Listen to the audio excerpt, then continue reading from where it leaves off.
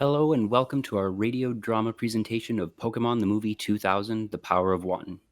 Thank you very much for sticking with us. We hope you enjoyed Mewtwo Strikes Back. Like Mewtwo Strikes Back, this script is being presented with no significant alterations. Though this is a live read-through performance, this cast has not had any rehearsals together. Some actors have practiced their lines, some are doing this as a cold read, so there may be occasional stumbles in the dialogue. We're expecting to have a lot of fun, and we hope that all of you listening have just as much fun. Please enjoy.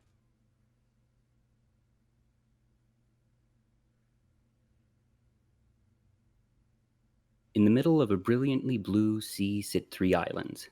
A flute starts playing as we pull back to reveal a fourth, larger island, where a Slowking stands at a large cliffside, at a shrine surrounded by stone pillars. At the center of the shrine sits an inscribed stone tablet.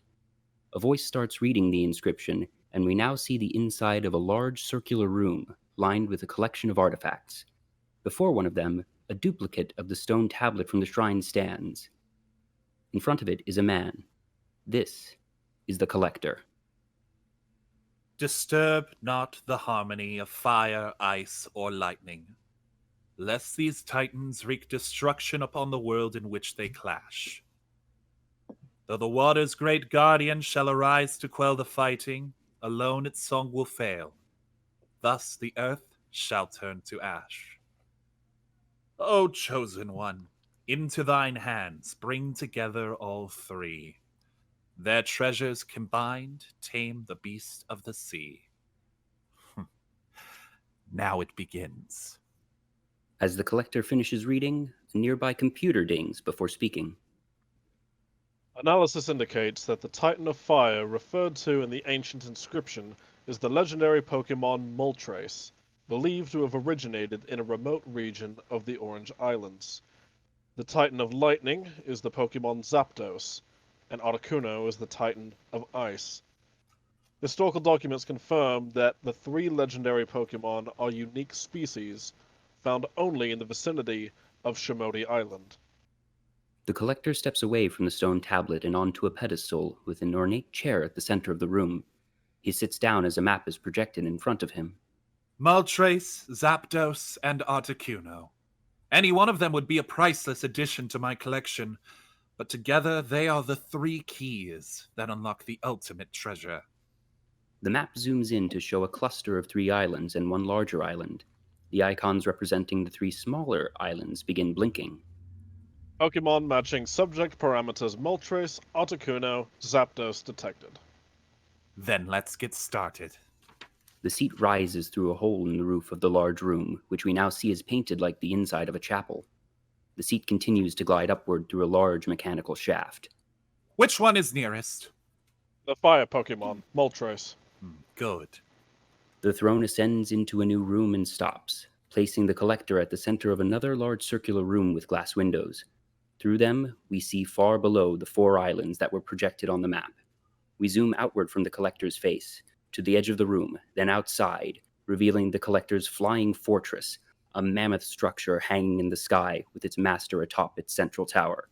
As the fortress approaches the nearest island, rows of cannons are deployed and begin firing ice bombs at the island. As the barrage ends, much of the near side of the island is covered in ice. One of the patches glows red, and Moltres emerges, bursting forth in a pillar of angry flame. Now the chase is on. The fortress deploys rings, which zoom toward Moltres. Moltres burns a few of them away, but is hit by others. Before long, two of the rings surround the Firebird and join together to create a containment sphere, trapping it and dragging it into the fortress. Well, I've taken the first piece without much difficulty. It's like a simple game of chess. Next, I'll capture Zapdos and Articuno soon after, and that will flush out the king. And then, that's when the game is going to get interesting. As the Collector surveys the islands, we get a glimpse of events deep undersea. We hear a sound similar to a whale's cry through the calm, dark waters, just before a massive figure with glowing blue eyes swims past. Bring together all three. Their treasures combined tame the beast of the sea. Lugia. Back on the surface, we see a small boat sailing through the ocean on a sunny day. Pikachu is on the boat's bow, looking up at the sky ominously. Ash, Misty, and Tracey are on the deck of the small boat, and the ship's captain, Maren, is steering. Another perfect day in paradise. The weather, warm. The breezes, balmy. The water, calm and crystal clear. Even Pokemon trainers deserve a break on a day like today. As our heroes sail through the Orange Islands, Ash Ketchum dreams of his next big adventure. Little does he know, it will be his greatest. Nice day. It's beautiful, right, Togepi? Ash, think we have time to give the Pokemon a little fresh air? Sure, Tracey. It'll take us about an hour to get to the next island. There's plenty of time. Well, what are we waiting for? The trainers let out all of their Pokemon, who play in the water and on the deck of the ship. But behind the ship, the top of a periscope reveals the underwater presence of Team Rocket's Magikarp submarine. Just as our heroes see an island with a large city on the horizon, dark storm clouds suddenly roll in, and the sea becomes rough. The trainers recall their Pokemon as the ship and Team Rocket's sub are dragged off course by the turbulent waters. Pikachu continues frowning as it looks up at the... Pikachu begins frowning as it looks at the ocean. On the seafloor, the underwater current is flowing slightly faster than before. We can hear the mysterious sound again, and the back of a creature with large wings swims through the water. Back on the surface, the boat is still being dragged along. We're way off course. That's Shamuti. We're right in the middle of the Orange Islands. We see the boat being pushed towards a large island. Meanwhile, inside of Team Rocket's sub, Jessie is looking through the periscope. An island? In a storm? I've seen this movie. Jessie looks into the periscope again and sees that they are rapidly approaching the side of a cliff. Do we have carp insurance? We're about to be... Fillet a fish? The sub crashes into the rocky cliffside. Meanwhile, far from the Orange Islands, it's a beautiful day in Pallet Town. A flock of Pidgey is flying overhead as Mrs. Ketchum tends to her garden with her Mr. Mime. My mime. Professor Oak pulls up next to the house riding a bike. Good morning, Delia. Well, you certainly do have a green thumb. Oh, thanks, Professor. But the truth is, I've been getting a lot of help lately from Mr. Mime, and the weather's just beautiful. Well, this is the time of year when the sun shines every day. The wind suddenly picks up, and storm clouds appear as Mr. Mime runs into the house, Mr. emerging with an umbrella just in time for rain to begin. The downpour lasts only seconds before stopping. Say, that was awfully strange. And it passed so quickly. Small white flakes float down around them. Oh my, it looks like snow. Huh? It is snow. But this is summer. How can it snow? I don't know. Mr. Mime gets their attention and looks up to the sky. Mr. Mime? An aurora borealis is hanging above the mountains nearby, and two massive flocks of Pidgey are flying toward it.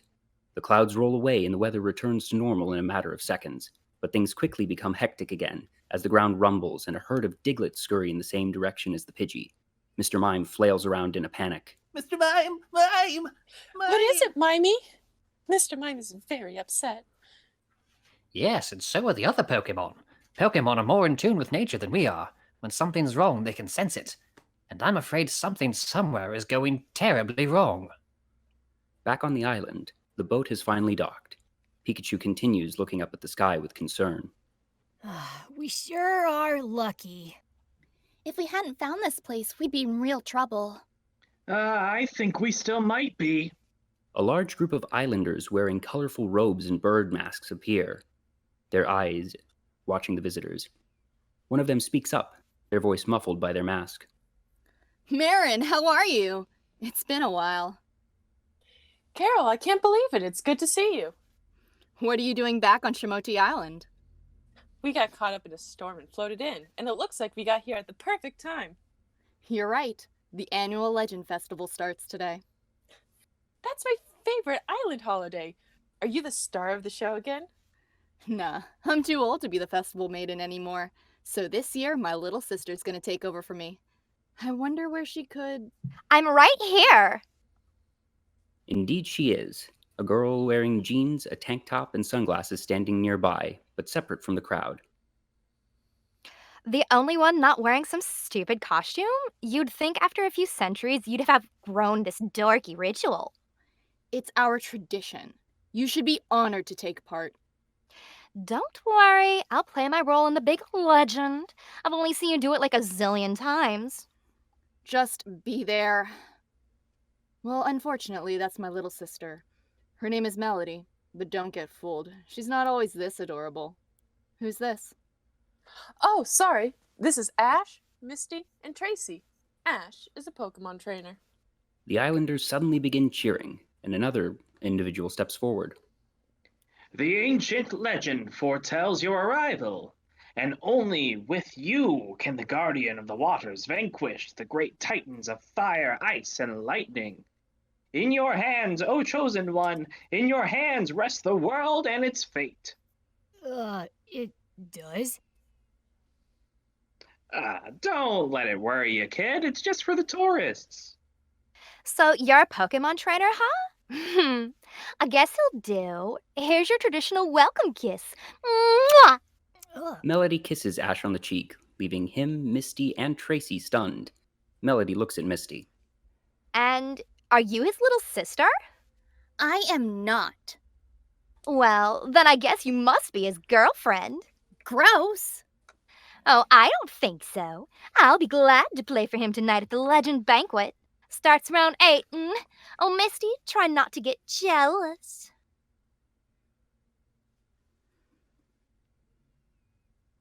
We have found our chosen one. The islanders cheer again and lead their guests into town. While this contingent of locals is currently wearing traditional garb, the town is clearly modern, with both current technology and fashion sensibilities. That night, the island's surprisingly considerable population is on hand for a massive festival, with a parade, dancing, and a street fair. Dinner is held inside of an open-air banquet. Maren is sitting with Carol and Tobias, while Ash, Misty, and Tracey are sitting together at another table. And she says, "No, but I have Krabbies." That's ridiculous. Me, Ash's girlfriend. It's totally ridiculous. I can't wait to see what my part in the legend ceremony is going to be. A light shines on a small stage at the front of the hall, and Melody walks on in a traditional dress, skillfully playing a flute made from a shell. Ash, that's her, the girl we met on the beach. Melody? Melody? She's a big show-off. Melody finishes her song and approaches Ash, Tracey, and Misty. Like, hear ye all, from the trio of islands ancient spears shall you take, for between life and death all the difference you'll make. O chosen one, you must climb to the shrine to right what is wrong, and the world will totally be healed by the guardian song. What do I do? I just told you, Ash. Yeah, I heard all that stuff, but what do I have to do? Oh, it won't be very hard, Ash, not for you. And besides, almost all the chosen ones come back alive. Melody! All you have to do is get the glass balls from 3 islands. One from Fire Island, one from Ice Island, and then one from Lightning Island. And you bring them to the shrine back here. And then I celebrate by playing this little song. Melody plays a quick riff on her flute. Then it's over, oh chosen one. Do I get to wear a cool costume? Sorry, but it's just come as you are. Besides, you look perfect to me. The handsomest chosen one in years. Okay, get me a boat and I'm ready. Oh, there's no hurry. You have all day tomorrow. Tonight's just for the party. Stay, have some fun. Some things are more important than fun. I'm Ash, the chosen one. This is serious. I gotta be responsible. That's a switch. You know what? I like your attitude. We can take my boat, Ash. Then let's go. You coming, Misty? No thanks. If you want somebody to do whatever you want, you should find yourself a girlfriend. Pikachu abruptly grabs Ash's hat and runs off with it. Pikachu? Pikachu? Hey, give me back my hat. Pikachu runs out of the banquet hall. Ash and Maren chase after him down to the harbor. Approaching from the ocean, a disheveled Team Rocket is peddling the remains of their submarine. The entire top half is gone, and the bottom half is battered. Our ship is ruined. Oh, I'm sick over it. I'm seasick over it. Maren's ship races by, creating a small wave which knocks over Team Rocket's submarine. Whoa! Wasn't that... The twerp?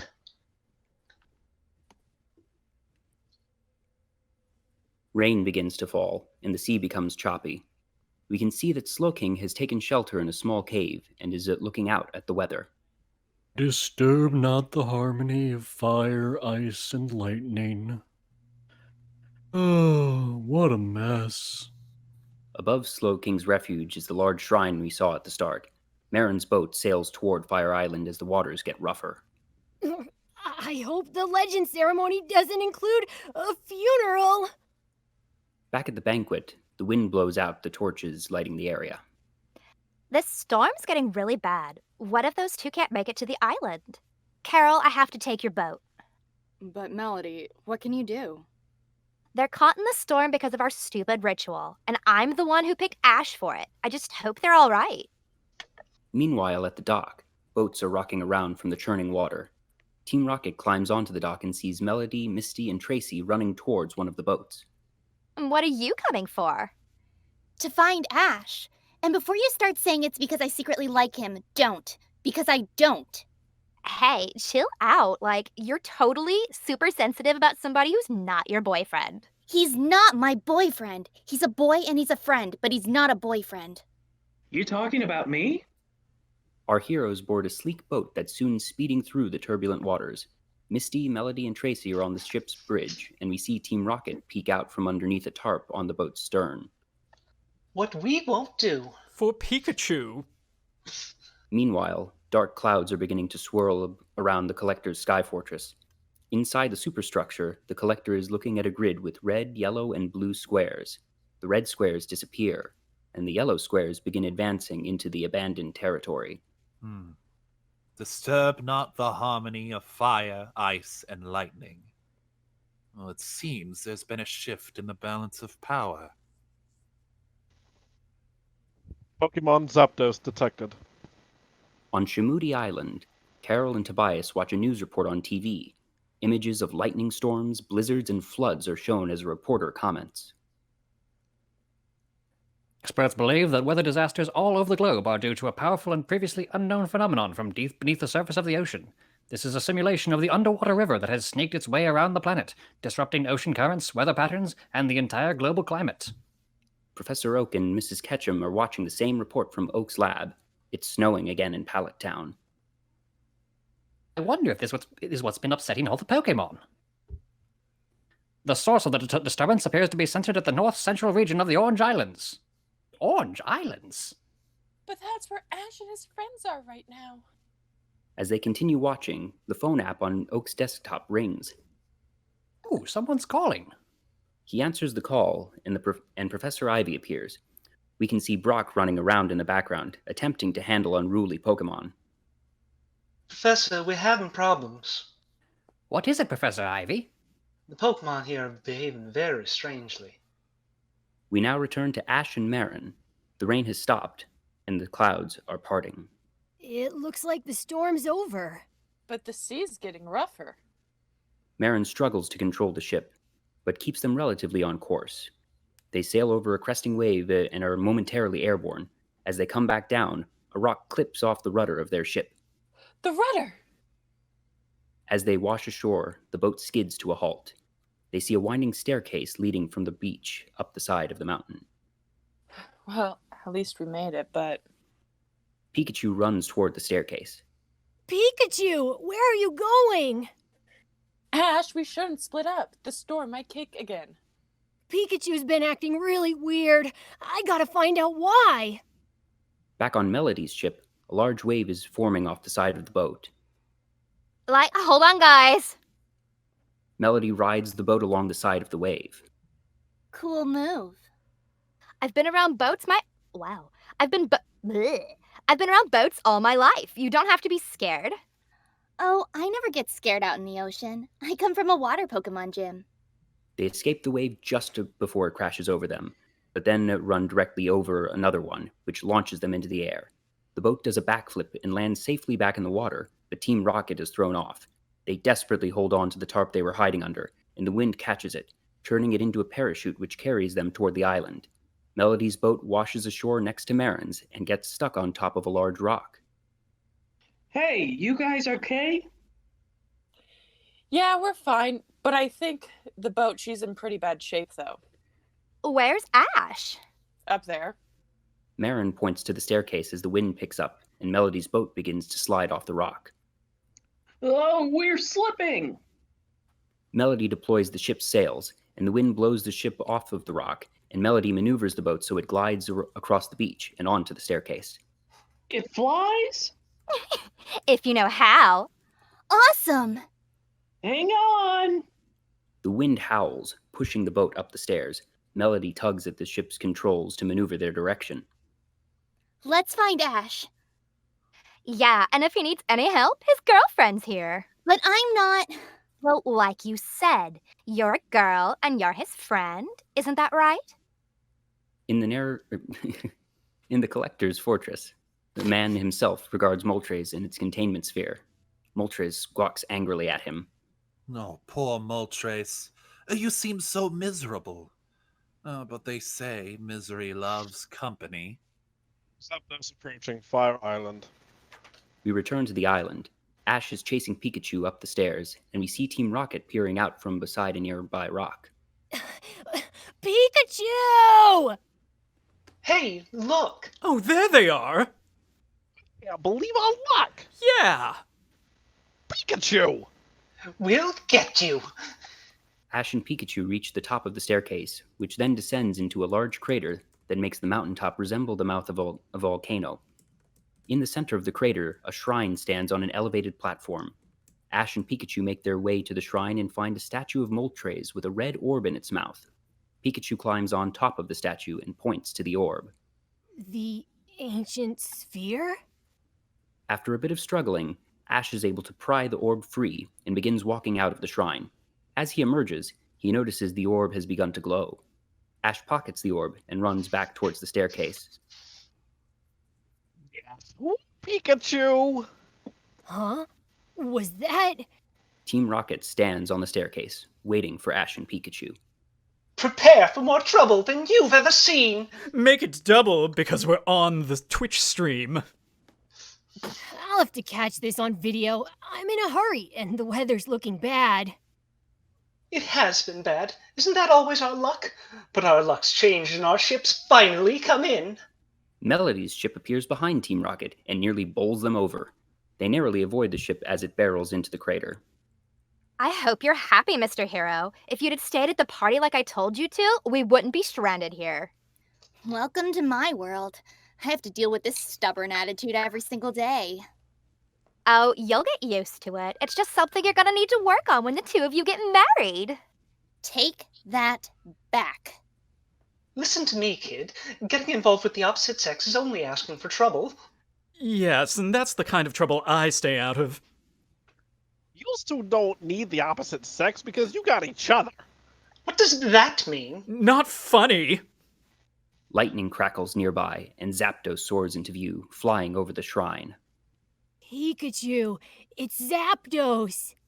As Zapdos begins striking pillars all around the shrine with lightning, Pikachu jumps onto Melody's ship and sends a small bolt of electricity at Zapdos. The legendary Pokemon barely feels it and quickly responds with a bolt of its own, knocking Pikachu backward. Pikachu, no! Are you okay? Zapdos roars as it descends into the shrine, filling the area with static electricity. Pikachu gets up and aims surges of electricity at Zapdos, who doesn't seem to notice them at all. Team Rocket moves next to the boat and watches the exchange. Pikachu's pretty tough, but Zapdos isn't even feeling its attacks. Those aren't attacks, Jessie. Pikachu's trying to talk to Zapdos. It's saying, "What are you doing on Fire Island, Zapdos? And where's Moltres?" Good questions. One of Pikachu's bolts hits Zapdos and crackles around it, getting the large bird's attention. It eyes Pikachu and lets loose a jolt of electricity which hits it.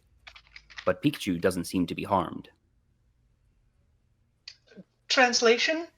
What's it saying? It's saying Moltres used to rule here, but now that Moltres is gone, lightning shall rule over fire, and I claim this island is my own from this day forward. Heck, I guess Moltres flew the coop. Zapdos releases massive bolts of lightning in a display of dominance. Everyone pulls back in fear as the electricity dances around them. After a moment, the bolts begin arcing upward.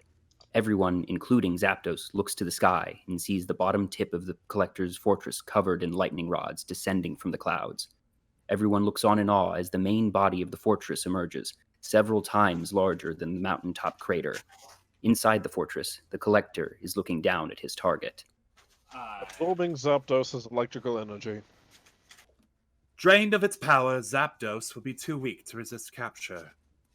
Back in the crater, Zapdos stops releasing lightning, but lets out an exhausted cry. Multiple sets of containment rings are released from the fortress and begin pursuing Zapdos, who flies past Melody's boat in an attempt to evade them. Several of the rings stop moving as they approach the boat, detecting a target. An energy field forms between the rings, scooping up the boat and everyone with it. Shortly after, another pair of rings catches up to Zapdos and join together, capturing and dragging it up to the fortress alongside the boat. Inside the fortress, the Collector smiles triumphantly. Once I've captured Articuno, the real prize will appear. Deep beneath the ocean's surface, the current has gotten considerably more turbulent. The mysterious sound echoes once again, and we can see the shadowy form swimming against the current with ease. Back inside the fortress, the Collector's computer interrupts his celebration. Blue 3. When capturing Zapdos, we collected something more. More? On the lower level of the fortress, Zapdos is screaming inside its containment field. Moltres is nearby, silent and resigned. Ash, Misty, Tracey, Melody, and Team Rocket are suspended in a cage next to the stone tablet. Zapdos and Moltres. Hey, what's this?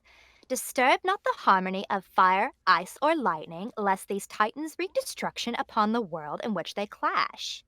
Her attention is pulled away from the tablet as the shaft at the center of the room begins to move, and the Collector descends. Well, this is certainly a pleasure, though an unexpected one. What do you think? Moltres, the bird of fire, and Zapdos, the bird of lightning. Of course, without Articuno, it's not a complete set, but... That's disgusting! The way you talk, Pokemon are just things to collect, like dolls or stamps. What kind of trainer are you? No, I'm afraid I'm not a trainer, young lady. I am merely a collector. I began my collection with a Mew card, and now I have all of this. Legendary Pokemon have always been my passion, and soon my collection itself will be legendary. Sensors indicate Articuno is changing course. And now, you will have to excuse me. The Collector smiles and releases everyone from the cage before his control center rises up to the command deck once more. Legend? Could it be? Down on Ice Island, things have taken a turn for the worse. The sky is dark, the sea is stormy, and a blizzard rages. We hear a shrill cry and see a blue beam shoot out from behind the tall mountain at the center of the island, just before Articuno flies into view, blasting ice beams in every direction. Palm trees are encased in ice, and the ocean near the island is frozen over. Back on Shamoody Island, everyone is taking shelter from the blizzard and watching the news. Here's a map of the area around Shamoody Island, the epicenter of the unprecedented worldwide weather disasters. Though their purpose is not yet clear, tens of thousands of Pokemon are making their way toward the island. Water Pokemon are coming by sea, flying Pokemon are coming by air, and those unable to make the crossing are massing together on the nearest islands. A helicopter flies past a horde of Pokemon standing on a cliff overlooking the ocean. Inside the copter are Professor Oak, Ivy, and Mrs. Ketchum, along with the reporter from the broadcasts. With me now are Professor Samuel Oak and Professor Felina Ivy to help explain this phenomenon. Near Shamoody lie the islands of fire, ice, and lightning, home to the legendary birds Moltres, Articuno, and Zapdos. I feel that they are somehow involved. Ancient writings from many different cultures name this area, specifically the islands of fire and ice, as the cradle of the ocean. The source, if you will, of all the waters of the world. This has been disputed by scientists for centuries, but it does make poetic sense when you consider what forms when combining fire and ice. And what about the island of lightning, Professor? Well, imagine if an imbalance of power occurred between lightning, ice, and fire. Here's potentially how the underwater current is formed. If the balance between the powers of Zapdos, Articuno, and Moltres were somehow disputed, it's conceivable that a powerful underwater current, this churning beast of the sea, could in fact emerge from this region and ultimately flood the entire planet. The Pokemon seem to be gathering because they feel a sense of impending doom. Pokemon are acutely in tune with the balance of nature. The urge to correct this imbalance is causing them to gather, possibly to try and save the planet, though they may be unable to do anything about it. Mrs. Ketchum nods thoughtfully, drawing the reporter's attention. Who are you? My son and his friends are traveling to Orange Islands, and if things get as bad as Professor Oak says, I may never see my boy again, and Ash is the whole world to me. Back on Shimudi Island, Slowking stands solemnly at the shrine, steadily being covered in snow. It shakes the bulk of snow off of itself. I could use pants. Further inland, the festival grounds, which had been filled with people earlier that evening, is now buried under several inches of snow. Trees and lampposts are frozen over. Carol and Tobias look out at the island from a shelter with concerned expressions. Melody. As dawn breaks, the blizzard comes to a stop, and we see the water between Shimudi Island and Ice Island has completely frozen over. Articuno flies across the horizon, still blasting ice beams wherever it goes. In the Sky Fortress, Ash, Misty, Tracey, Jessie, and James look out the window at the scene beneath them. Well, this sure beats an in-flight movie. Disturb not the harmony of fire, ice, or lightning, lest these titans wreak destruction upon the world in which they clash. They turn to Melody, who is standing next to the stone tablet, reading it with an uneasy look. The others run over to her. What if the ancient legend's coming true? Oh, if it is true, all intelligent life will be destroyed. That's right. And I'll be fine. We gotta do something. We have to set Zapdos and Moltres free. Yeah, but how? Ash runs into the containment sphere holding Moltres, only to bounce off the energy field. Outside, Articuno is seen flying towards the fortress. It's time to turn up the heat. The fortress's cannon launch firebombs at Articuno, who narrowly evades them. The bombs slam into the sheet of ice covering the ocean, the impact strong enough to be seen and heard underwater. On the ocean floor, Lugia roars and swims towards the surface, spinning the water around itself into an undersea tornado. Inside the fortress, Pikachu is using electric attacks on the containment sphere holding Moltres. It's not very effective. I choose you, Charizard! Charizard appears and begins breathing fire on the containment sphere, but it makes little difference. Moltres regards them with a despondent gaze. Fire and electricity aren't enough. We can't just give up. We've got to keep trying. If things are going to get ugly, we might as well try wheezing. Right, go! Wheezing appears and slams itself into the orb holding Zapdos. It is immediately repelled and bounces off several other artifacts before ricocheting into the ground. Come on, you big palooka! Get up and fight! Ugh, let's try Arbok. Arbok appears, hissing. Now, Arbok, use Poison Sting. Arbok spits glowing needles at Zapdos' orb and sparks fly from the orb as they hit their mark, but the damage seems insignificant. Squirtle! Bulbasaur! I choose you! The two Pokemon appear and begin attacking the orb holding Moltres along with Pikachu and Charizard. The orb withstands their attack for some time, but it eventually falters, exploding with enough force to blow a hole in the side of the fortress. As the containment rings clatter to the ground, Moltres stands tall and lets out a powerful cry before blasting Zapdos' orb with a jet of fire that obliterates the apparatus. Zapdos emerges and promptly attacks Moltres with lightning. Moltres retreats, flying out of the fortress through the hole in the wall. Zapdos pursues, creating a second hole in the process. The two titans begin attacking the fortress as well as each other. The collector's eyes go wide in shock as his trophies soar past the command deck. He is unable to do anything, and his stronghold's propulsion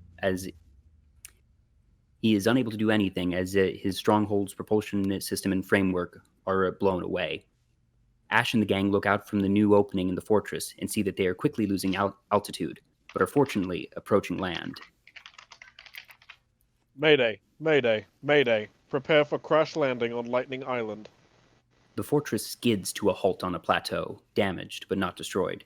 The cannons on the bottom half are clipped off and fall through ice that is covering a cliff-top lake, followed by miscellaneous artifacts and Melody's ship, which lands right side up.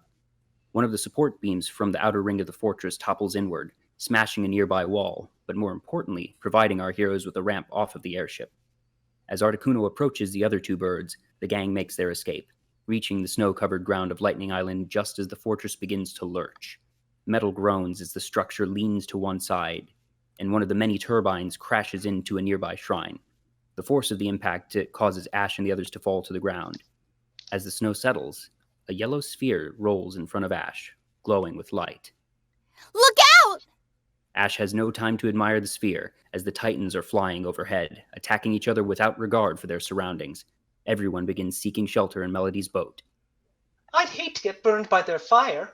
I'd hate to get zapped by their lightning. I'd hate to get hit by their droppings. The birds continue to fight, sending beams of elemental power at each other. Zapdos soars past, dragging lightning across the surface of the lake, shattering the ice and blasting a chunk out of the cliffside holding the lake. Water begins flowing out, creating a waterfall on the side of the island. The boat is swept away by the sudden current and flies off the side of the cliff. But before it hits the ground, a cyclone of water crashes through the ice in the ocean and catches the boat in midair. It begins carrying the vessel across the water as an eerie cry rings through the air. What's that sound? Quick, we may need this. At the back of the craft, Team Rocket inflates a small motorized lifeboat as the water cyclone cuts a swath through the icy ocean surface all the way to the shrine on Shamoody Island. As they approach, the boat is jettisoned off the cyclone and lands on the cliffside. Team Rocket's raft is thrown even farther, making it all the way to a cliff above the shrine. Everyone scrambles off the ship as it begins to slide, and the cyclone recedes into the ocean. Come on, hurry! They're able to disembark just before the boat plummets to the ice below and is destroyed. As they look up from the wreckage, they discover that Slowking is behind them. It regards them all with a smile, but looks to Ash in particular. Take the treasure and put it there. Slowking points to the center of the shrine, where an altar crowned with a stone tablet sits atop a platform. You can talk? Pikachu taps Ash's pockets, reminding him of the orbs. Oh, right. Ash runs up a small set of stairs to the altar, the main part of which is shaped like a box, with a large opening at the front that resembles a mouth. Inside, there are 3 small stands that are each aligned with a window at the back of the box. When Ash looks inside, he notices that the small openings in the back offer a framed view of one of the islands nearby. Ash carefully places 2 of the glowing orbs in their respective stands. Huh. Fire Island? Lightning Island? So you're Ash. You're one treasure short. Slowking has made its way up to the pedestal and is uncomfortably close to Ash. Yeah, I know, but how'd you know my name? Before Slowking can answer, the cries of the 3 birds draw Ash's attention to the window aligned with the last empty stand. The 3 Titans are fighting in front of Ice Island, but are quickly approaching Shamoody. They send blasts of elemental energy in all directions, once again with no regard for their surroundings. While some blasts collide with each other, others are shot haphazardly downward. As they draw dangerously close to the shrine, Ash runs forward. Cut it out! The birds don't hear or care, and continue charging forward. Just before they reach land, another cyclone of water bursts up from the ice, slamming into the 3 birds and knocking them back. The sun shines through the water, displaying a shadow ascending through the pillar. The cyclone dissipates, and a Pokemon several times larger than the 3 Titans is revealed. It spreads its large wings and floats between the smaller birds and the island. Guardian. Lugia. I can't believe it. Lugia? Lugia rears back and opens its mouth, releasing a long, clear cry, its tones resembling a song. Wait, that sound! Melody reaches into her bag and pulls out her flute, staring at it intensely, realizing that Lugia's cry matches the opening notes of the song she played at the ceremony earlier. At the same time, the Collector observes from his grounded fortress on Lightning Island through an ornate telescope. He looks at the first 3 Titans, which have stopped attacking for the moment, and then to his true quarry. Finally, my prize. It's magnificent. The beast of the sea will soon belong to me. The fighting resumes, and the Titans do not attack each other. They attack the intruder. Lugia is immediately besieged, but soars gracefully through the air, dodging beams of fire, ice, and lightning. It dives through the icy surface of the ocean and spins itself into a cyclone again before emerging and narrowly missing its enemies. Articuno blasts the veil of water protecting Lugia, freezing the entire cyclone in place. The prison lasts barely a second before Lugia glows with power and breaks free. The 3 smaller birds pursue their target, but the larger Pokemon is faster than them, despite its size. When the Titans launch simultaneous attacks, Lugia forms a barrier around itself that reflects the beams back at them. The 3-on-1 struggle continues, and while Lugia is powerful, it is never able to keep the upper hand for more than a moment. Though the guardian of the sea shall quell the fighting, alone its song will fail, thus the earth shall turn to ash. This looks bad. The Titans' attacks begin straying towards Shimudi again, and Lugia swoops in to protect everyone, putting up its reflective barrier once more, but the shield doesn't last. When the shield fades, Moltres, Zapdos, and Articuno all land direct hits. Ash and the others look on in horror as the Guardian of the Sea falls from the sky, unmoving as it crashes through the ice and into the ocean. Articuno seals the hole, and the birds resume their fighting. Above the island, the helicopter containing Oak, Ivy, and Mrs. Ketchum is wobbling in turbulence. What are Ash and his friends doing out in this terrible weather? I'm so worried about them. Save a little worry for us. The fate of our planet is what we should really be worried about, and the Pokemon know that better than any of us. Below them, Pokemon are moving toward Shimudi Island from all directions. With the sea frozen over, even those that cannot swim or fly are now able to make the crossing.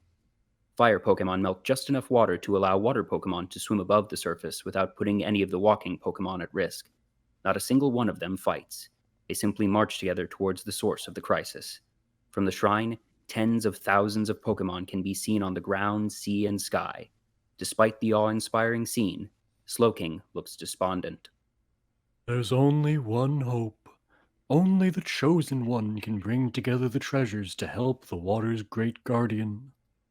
But the legend says its song will fail. And thus the earth shall turn to ash. Slowking shifts its stance towards the trainer who delivered the 2 orbs. But, how are we ever gonna find the Chosen One if we don't even know where to look? It's right in the legend. The earth shall turn to ash. Ash, it's talking about you. What? I'm the Chosen One? Wait a minute. Training Pokemon is tough enough, but saving the world is way too hard. I know it doesn't sound easy, Ash. But you're the only one who matches the legend perfectly. What do you say? Right now, I wish my mom had named me Bob instead of Ash. Ash, this whole thing is my fault. I never should have dragged you into this. I guess I have to go along with that. Don't blame yourself, Don't blame yourself. Ash always gets us into trouble. Yeah, but nothing like this. Wait a second. Lugia, the sound it makes is just like the song from the legend. Melody pulls out her flute again and starts playing the song she performed at the ceremony as the Titans rage above Ice Island. Underwater, Lugia is sinking into increasingly dark waters. A veil of multicolored light surrounds it, and its eyes slowly open. Moments later, a rainbow-colored vortex surges from the sea, soaring high into the air. Lugia bursts forth, radiating with newfound power. The song. The song has restored my strength. But it alone cannot bring harmony to the 3 warring ones. What do you mean? When the treasures of fire, ice, and lightning are aligned, my song shall harmonize with their powers and tame the beasts both above and below the sea. But this can come to pass only with the help of the Chosen One. What can I do that someone else can't? Only in the hands of the true Chosen One will the ice sphere glow like the others, its power awakened. Ash looks over to Ice Island. where the three birds are continuing to wreak havoc. I have to go there? The choice is yours. You must go only where your heart leads. Maybe I... Pikachu tugs at Ash's pant leg with a reassuring smile. I can? Squirtle, Bulbasaur, Charizard, and Snorlax all pop out of their Pokeballs and let out encouraging cries. You think so too?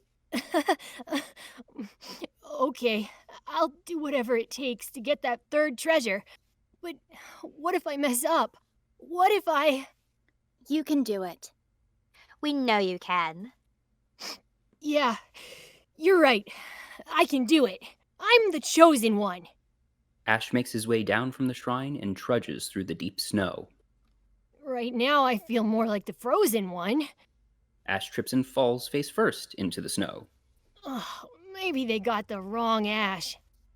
Pikachu points to Melody's totaled ship, and a few minutes later, Ash is gliding across the ice, using a metal plate from the ship as a sled, which is pulled by Charizard, Bulbasaur, and Squirtle. Lugia flies low just behind them, prepared to guard the Chosen One. This is a lot better than walking, Pikachu. We'll be there in no time now. At the shrine, the others watch and hope. Good luck, Ash. Behind them, Team Rocket looks down from the cliff behind the shrine. He's always the hero. Oh, we're always a zero. We could be heroes too if we ever caught a break. A gust of icy wind sweeps through the area, and Team Rocket looks up as they hear the unmistakable sound of a helicopter approaching. The chopper with the professors and Mrs. Ketchum wobbles through the air as it attempts to land, but gets dragged down quicker than intended. While nobody is injured, the copter's tail breaks clean off. Oak carefully disembarks before helping Professor Ivy and Mrs. Ketchum out. Team Rocket looks at the now independent helicopter tail, and then at their life raft. They grin widely. I got an idea! Out on the ice, the Titans notice the oncoming intruders and begin attacking. Pikachu and Charizard manage to deflect Zapdos and Moltres' first attacks before Lugia flies in front of them, drawing attention away from Ash. But one of Zapdos' lightning bolts tears through the ice in front of them. Ash is able to recall Charizard and scramble off his sled just before it careens into the cold depths. Articuno flies by, sealing the melted area and creating a vast wall of ice. We'll never get there now. In the distance, the buzzing of a motor can be heard. Ash turns to see a cloud of powdery snow being kicked up on the horizon, and the cloud is getting closer. Who could that be? If that kid thinks we're here for trouble, we're certainly going to burst his bubble. Instead of causing tribulation, we've undergone a transformation. Though it's way outside our usual range. We're going to do something nice for a change. Jessie! James! Up till now, Team Rocket's been quite unscrupulous. Being good guys for once would be super duplious. That's right! Team Rocket strikes a pose. They have attached the propeller motor from the helicopter to the back of their life craft, creating a makeshift snowmobile. What are they doing here? Moments later, Ash and Team Rocket are launching over the barrier and toward Ice Island. You want to help? Of course. We don't want the world destroyed. Even if we survived, there'd be no one left to steal from. We'd be out of work. Come to think of it, when was the last time we had a vacation? We'll be on a permanent vacation if we don't get to that island. Let's do it! Moltres approaches the raft, ready to attack. Invasive maneuvers! On the double!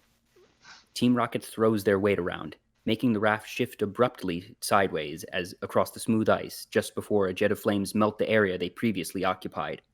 Lugia continues running interference as they reach the shore of the island, making their way towards the base of the mountain and through a large forest. Ash spots a stone archway in front of a cave. Up there! The cave has a single inclined path, allowing them to climb the mountain with ease. Navigating through the cave, they find themselves in an open-air chamber made completely of ice. They slide across the floor, their momentum stopped by the front of a small staircase. Ash and the others climb the steps and see what they came for, a statue of Articuno with a blue orb in its beak. Ash has to leverage his full weight to remove the orb, but once it's in his hand, the orb immediately begins glowing. Okay, you got the third treasure. Now come on, let's get back to the island. Right! I almost forgot. Just as they pile back into the raft, Articuno flies into the chamber from above and begins attacking. They're able to avoid Articuno's ice beam, but the other two titans are close behind. A thunderbolt lands in front of them, the impact causing an explosion that knocks the raft over. Ash and the others spill out less than a second before Moltres reduced the vehicle to a smoldering heap. The gang retreats back to the back of the chamber and scrambles to find an alternate exit as the birds target each other again. Articuno blasts Moltres, but then Zapdos lands a powerful hit on Articuno, who falls to the floor. Moltres gets its payback, hitting the already skidding Pokemon with fire, sending it careening. The Titan of Ice screeches as it collides with its own shrine and faints. This has bought enough time for Pikachu to find a climbable portion of the icy wall surrounding them. Come on, let's go! Ash and Pikachu climb up first and begin running while Team Rocket follows behind them. As Ash and Pikachu dash down the snowy slope, Lugia flies up beside them. The treasure. I got it! Get on. Pikachu! Pikachu jumps up Ash's arm, and Ash jumps onto Lugia's back as Team Rocket sprints down the mountain behind them. Wait! Don't leave without us! Team Rocket is able to grab onto Lugia's leg as it flaps its wings and rises into the air, where Zapdos and Moltres are waiting. Lugia dodges an attack from each of them before climbing skyward. Hold on tight. Lugia deftly evades continuous attacks while ascending. We're slowing Lugia down. We're too heavy. Why don't we try Keto? It's too late for that. I've heard it's never too late if you really stick to the program. If we don't let go, they may not make it back. Let's protect the world from devastation. Yes, we gotta let go. Are you guys ready? Let's do it. Jessie, James, and Meowth throw their arms apart, their momentum carrying them briefly upward, giving them the chance to join hands before they enter a freefall. What are you doing? Team Rocket's Rocket's blasting blasting off off for for good! Team Rocket! Think we did the right thing? I know we did the right thing, Jessie, and it feels great! Well, this is it then. Let's not say goodbye. Let's just say... We gotta... Team Rocket continues their streak of surviving terminal velocity falls, landing into one of the few areas where the ice has been melted by Pokemon approaching Shimudi. They create a large splash as they hit the water and sink several meters before their momentum is halted, but are able to swim to the surface unscathed, finding themselves at the front of a large crowd of Pokemon that extends as far as the eye can see. Ash looks down from Lugia's back, seeing the full scale of the gathering. The Pokemon watch as Lugia soars past them, Moltres and Zapdos still in pursuit. Lugia, why are all those Pokemon down there? Because they feel they must be here in case they are needed. But what could they do to help? They are not sure, and that is why they are here. What do you mean? That just one Pokemon could help the world would be worth the journey for them any day. But this day, the one that can make all the difference is you. Melody, Misty, Tracey, and Slowking watch anxiously as Lugia approaches Shimudi. Please hurry. Let's just hope the legend is true. Ash waves at them as he comes into view. Hey! A small flash is seen from the Collector's grounded fortress. 4 spinning metal triangles tear through the sky and surround Lugia. The Collector watches through his telescope. Soon, Lugia, you will be mine, and my destiny will be fulfilled at last. Lugia bellows as it struggles against the devices which are already attempting to create a containment field around it. Unable to fully extend its wings, Lugia plummets through the ice into the water. The 2 remaining Titans catch up and circle predatorially around the crater. Lugia is able to force its way back up through the ice and rears its head back and roars, with eyes wide with fury, as a large ball of orange light forms in its open maw. A blue aura glows around Lugia as 9 rays surge out, eventually converging into a single destructive beam that reaches from Shimudi all the way to Lightning Island, effortlessly cutting a vertical line through the Collector's fortress. The Collector steps down from his telescope as the entire structure collapses around him. Lugia manages to take flight for a short time, but the metal triangles manage to slide around it, crackling with electricity as they pin its wings to its body. Lugia flails in midair and releases another vicious blast, which is enough to disable its mechanical restraints and knock both Zapdos and Moltres out of the sky. But it is too late. Lugia plunges motionlessly into the ocean next to Shimudi as the metal frames break apart around it. Ash and Pikachu float to the surface, though only Pikachu is conscious. Lugia sinks, its eyes slowly closing as it descends into the abyss. I have failed. Despite the immobilization of the three Titans, nature itself seems to sense Lugia's defeat. The ocean rages, a half a dozen tornadoes form in the air, and multiple lightning bolts flash every second. At the shrine, Melody holds her flute out to Misty. Here, take this. Legend or not, Ash can't do this alone. No. You'll have to play Lugia's song. I'll go look for him. And Ash is never really alone because he's got me. Melody and Misty clap hands resolutely. Out at sea, Pikachu clings to Ash, trying to wake him. Ash! Pikachu turns to see Misty swimming towards them. Pikachu, just hang on! Misty grabs hold of both Ash and Pikachu before tugging a rope tied around her waist. On the beach, Tracey feels the tug and begins to pull them to shore. Once everyone is safe on land, they begin attempting to revive Ash. Ash! Come on, Ash. Breathe. You've got to. Please, Ash. Please. You can't. Ash groggily opens his eyes before bolting upright. The sphere! Ash reaches into his pocket and pulls out the glowing blue orb. He forces himself to his feet and shuffles a few steps before collapsing. Tracey is able to catch him, but Ash forces himself to keep walking. Ash! Let me go. I gotta do this. Misty and Tracey allow Ash to continue walking without assistance, but remain close behind him as he makes his way up to the shrine. Melody and Slowking smile with relief as Ash comes into view. He made it! Have you brought the final treasure, Ash? Here it is, Slowking. You must be the one to place it. Ash and Pikachu walk up the small staircase to the altar together, and Ash looks to the glowing blue orb with determination before placing it in the altar with the other two treasures. Ash carefully steps back as the orbs shine brighter, emitting colored beams of light which combine to create an emerald green that fills the inside of the altar. The entire shrine seems to awaken. The area in between the altar and the stone pillars The area between the altar and the stone pillars surrounding the shrine is illuminated by runic markings that shine green through the snow, and a moment later, a burst of air emanates from the altar, casting away all the snow throughout the shrine. The light of the runes fades, but is quickly replaced by glowing green water that is pouring from the base of the altar and fills in shallow canals that connect the pillars to the altar and to each other.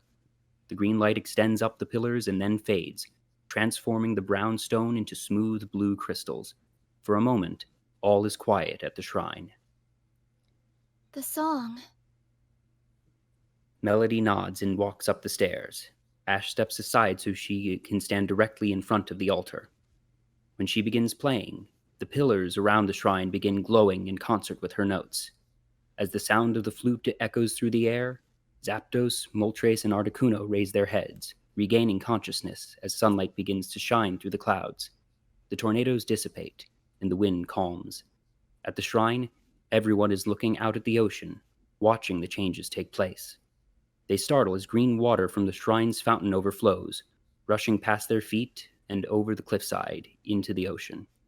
The shimmering emerald color quickly spreads across the sea's surface, reaching all the way to the three islands, melting the ice as it goes. The three titans rise and fly to the area between the four islands, where they circle each other calmly. The powerful vortex of water rises from the ocean, and Lugia emerges as the clouds part, the sun shining brightly behind it. The green water stops flowing from the fountain, and the ocean returns to a deep blue color. Lugia quietly lands on the cliffside near the shrine, and gestures for Ash to climb on. Ash does so, and Lugia takes flight. Melody continues playing her flute as Lugia soars into the air. A thunderous noise is heard, and Ash turns his head to see an enormous torrent of water rising out of the ocean. The underwater current, the true beast of the sea, arcs through the air like a rainbow above the four islands. The collector looks on from his destroyed fortress in awe, and the four birds fly together as the hordes of Pokemon visiting begin their journeys home. As Melody reaches the coda of her song, the beast of the sea slowly descends into the ocean, and Moltres, Zapdos, and Articuno return to their respective islands. The pillars around the shrine shift back to stone as the final notes of the song ring out. Melody falls to her knees, staring at her flute with wonder before hugging it against herself. The residents of Shamudi step out with looks of disbelief as the last bits of snow melt from the palm trees, their island returning to normal once more. And as you can see from these live pictures, the severe weather that's caused havoc around the globe has finally ended. As the sun begins to set, Lugia lets out a gentle cry before rising into the air, looking down at Ash. The beast of the sea has been tamed. The fate of the world could not have been in better hands. Lugia flies up into the air before elegantly diving into the sea. Ash and the others watch the sun lowering on the horizon behind the islands of fire, ice, and lightning, when a voice suddenly calls out. Ash! Ash! Ash turns to see his mother and the professors making their way down the side of the nearby cliff. Mrs. Ketchum reaches the ground first, followed by Professor Oak, who winces in pain. Oh, my lumbago! It's my mom! Mrs. Ketchum runs up to her son with a stern look on her face. All right, start talking. You're in big trouble, mister. But, Mrs. Ketchum, Ash just helped save the whole world. Oh, he did he? Well, I could have lost my whole world. Every day I worry about you and wonder if you're gonna be all right. I know I can't stop you from doing things that you need to do. I just can't help missing you all the time. You're a Pokemon trainer, and that's just how it is. But next time, could you try to save the world just a little closer to home? I guess I could give it a try. And remember, every day, you're my little hero. Thanks, Mom. We've got to get back to Pallet Town and tell the other Pokemon researchers about this. Come on! Professor Oak runs excitedly back the way they came, Professor Ivy following close behind. Ash smiles as Pikachu climbs up his shoulder. Later that evening, the collector discovers his Mew trading card amid the wreckage of his fortress. How it all began, and how I'll begin again. The collector picks up the card and looks thoughtfully at the moon. The next morning, the sun rises on Shamudi Island. The sea sparkles a brilliant blue, and Team Rocket groans with exhaustion as they climb up the cliffside to the shrine. Who'd believe it? For once, we were heroes. So bad nobody'll hear about it. Yes, again.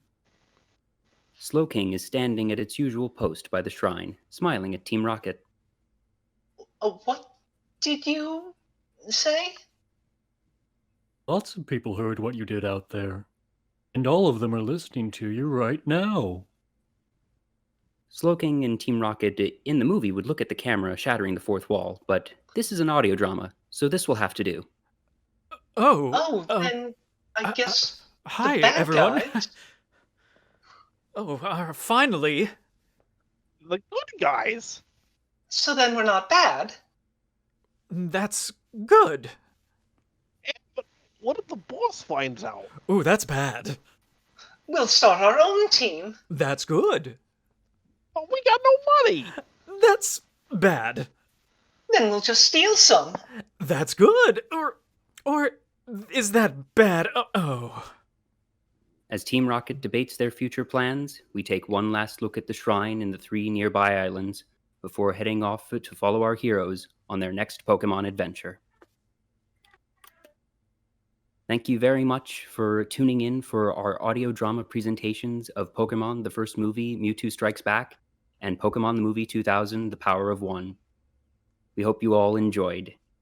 The voices in The Power of One, Ash was played by Frangi. Melody was played by Kailey Reyes. The Collector was played by Cam Potter. Misty and Carol were played by Emmy Lowe. Jessie and Professor Ivy were played by Peter English. James was played by Mario Bueno. Meowth and the Computer were played by Taylor Starnes. Professor Oak, Slowking, and the Reporter were played by Hayes, Converse. Mrs. Ketchum and Maren were played by Mary Rivette. Tracey, Lugia, and Tobias were played by Mason Catharini. Narration was done by Joel Guttman. The script adaptation and narration was written by Joel Guttman and Hayes Converse. Please remember to like, share, and subscribe, and follow us across social media for updates. Thanks for watching!